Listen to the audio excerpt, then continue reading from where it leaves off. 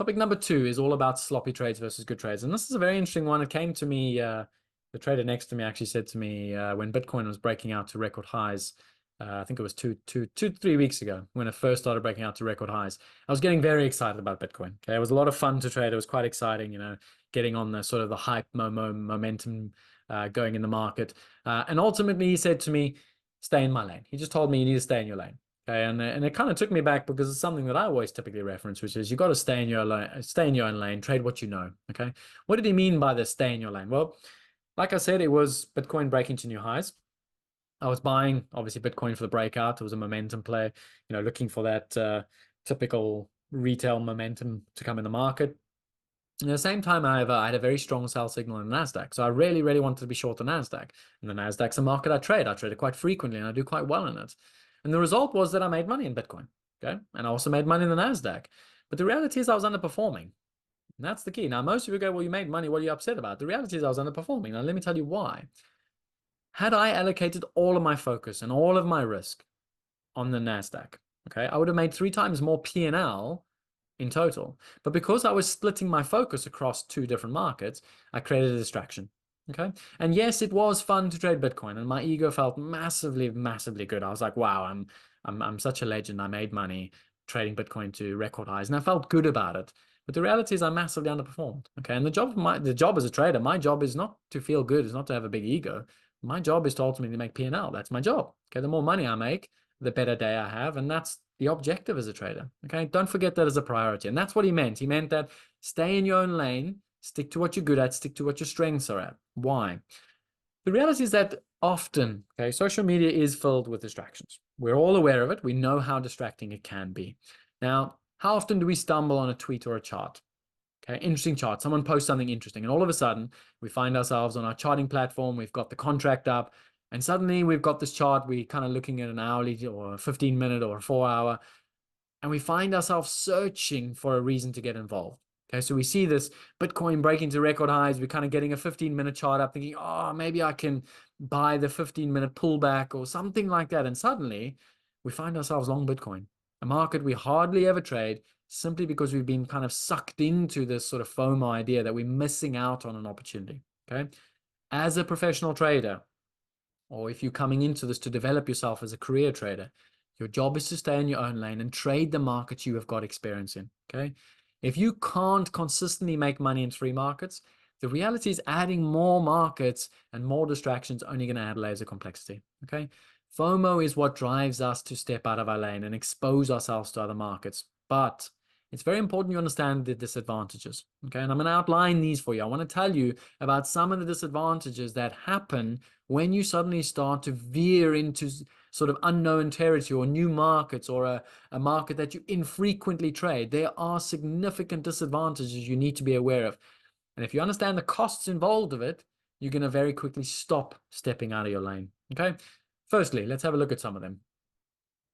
Suboptimal entry exit. Okay, when you're trading multiple markets, or if you're trading a market that you don't trade very often, you're always going to have poor entry and exit. Why? Because if you don't understand the dynamics of that market, in other words, you don't understand the price action or the amount of liquidity or the way it moves, you're always going to get in at a suboptimal price. And like I said, as professional traders, we don't exit a trade for a predetermined RR. We exit a trade when the market tells us that we should exit it. So we have to observe it. We have to watch it very closely. Now, if you don't trade a market very frequently, you're also going to get out suboptimally. So if we're entering suboptimally and exiting suboptimally, we are suboptimal. Okay, equally. When we venture into a market that we infrequently trade, it's riskier. Why? Because we're unfamiliar with the liquidity and the volatility. And the perfect example that comes to mind, you all remember when oil went below 0, okay, and it suddenly traded negative, whatever it was, $40. Okay, the reality is, I remember so many traders when it got to $12, $15 going, oil's at $15, it's like the buy of the century. And then when it got to $5, it's the buy of the century. Then it got to 0, it was the buy of the century. Had you suddenly stepped out of your lane and traded that oil market, you wouldn't be a trader anymore. Okay, you'd be doing a 9-to-5 job right now. Right? And that's the important thing, is you've got to be aware that when you trade different markets, you have no understanding of the liquidity and volatility. And that's a massive risk for you as a trader. Okay. Inefficient allocation. What do we mean by this? Well, like I explained to you, I had Bitcoin and NASDAQ on. Now, whilst I've got capital allocated to this Bitcoin breakout trade, in essence, I can't allocate that capital to the NASDAQ because I've already used it on the Bitcoin. Okay, so I'm allocating suboptimally to a market that I infrequently trade, that I don't have that much edge trading. When in reality, I could put that same capital on NASDAQ and maximize on a single opportunity. Okay, information overload. The reality is you're only one person. You want to trade multiple markets. You want to trade a market that you don't frequently trade. Ultimately, you just effectively infiltrating your mind and your sort of understanding with more information. Okay, and that's going to lead to information overload. What about leverage opportunities? And this is a key one. This is one that really matters for me a lot. When you are trading a market that you're unfamiliar with, you will never be 100% committed. Never, because you do not have confidence in that market. Your instinctive behavior is always going to be to under risk in a market that you infrequently trade, which means, again, you're being suboptimal. Okay. So like I always like to say, if you're not going to be 100% committed, why bother taking the risk in the first place? And then finally, emotional capital. Okay. Like I said, I was very excited when Bitcoin got to record high. It was lots of fun.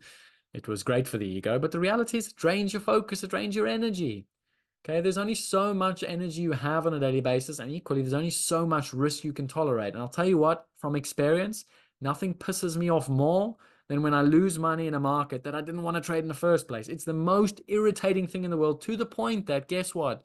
What typically happens? You'll lose money in a market you don't normally trade, and then you'll go and bin even more money in the markets you do typically trade. Okay, so the disadvantages completely outweigh the upside. Okay, and it's important you understand that. So the next time you see a chart like this, we all have heard about cocoa futures up 157% this year, flying to new record highs. So when you go read those sorts of things, don't go get the chart up and think, oh, I want to start getting involved because, all of a sudden there's this fantastic opportunity. The reality is, of course, you would love to be involved. I'd love to be trading the cocoa. I'd love to make 100% upside in 2 months. But what typically happens in these crazy moves is we'll see the opportunity. We'll ignore the inherent risks that I've just explained to you. And in the long run, if you want to build an account, if you want to build a career, you don't need to be taking the sorts of risks trading markets you don't understand to be successful. Okay, that's the key takeaway.